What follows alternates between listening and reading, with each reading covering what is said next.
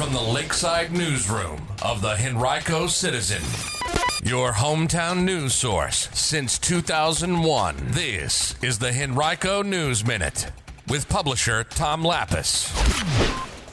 The need for regional collaboration on water issues was the focus of a historic meeting yesterday in Henrico. We'll tell you about it in today's Henrico News Minute for Thursday, June 12th, 2025. A hot one ahead today, a high of 94 under mostly sunny skies. The News Minute is brought to you today by Glenmore Yoga and Wellness. And now for the news. Well, members of the Henrico and Hanover Boards of Supervisors met yesterday at the Henrico Sports and Events Center in Glen Allen and agreed that short-term and long-term collaborative regional solutions are urgently necessary to ensure the safe and consistent provision of water to their residents. The two boards directed Henrico County Manager John Vitolkis and Hanover County Administrator John Badesky to involve Chesterfield and Richmond officials in all further discussions about the region's water issues with the goal of outlining initial solutions by the end of the year. All officials expressed their support for the creation either of a regional water authority or a commission that would allow all four localities the opportunity to oversee and potentially help fund needed enhancements to Richmond's water system, even as they acknowledge that it's not yet clear what form that body might take. At the same time, the elected officials directed their administrators to develop firm plans for the future water relationship between their two counties. Hanover currently purchases about 775,000 gallons of water a day from Henrico. Henrico officials were in agreement that the county's ability to move water more quickly from the west end, where it has a water treatment facility, to the east end and central Henrico is critically important no matter which direction the process takes. In a budget that they approved this spring and that takes effect July 1st, Henrico supervisors authorized $50 million in funding to begin the process of paying for a $350 million project that will install a little more than 13 miles of water transmission mains from the west end to eastern Henrico.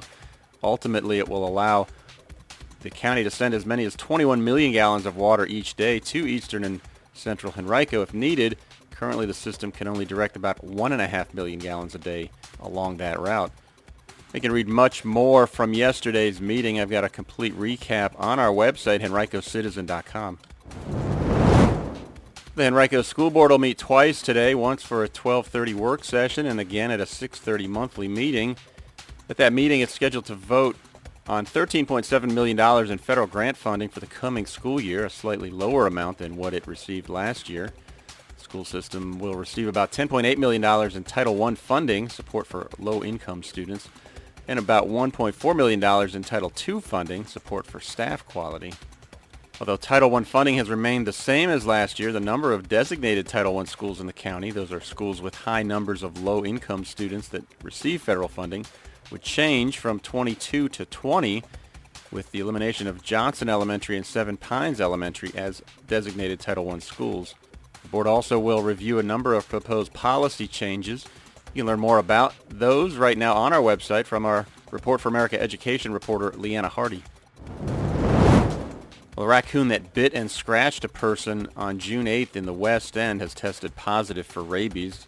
County officials announced yesterday it's the second confirmed case of rabies in Henrico this year. The incident occurred in the 8700 block of Butterfield Road in the Tuckahoe district.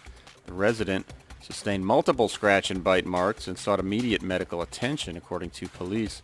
The raccoon did not make contact with any other people or animals, according to police, who say if you ever suspect that you've been exposed to rabies, you should seek immediate medical attention because the disease is fatal if left untreated.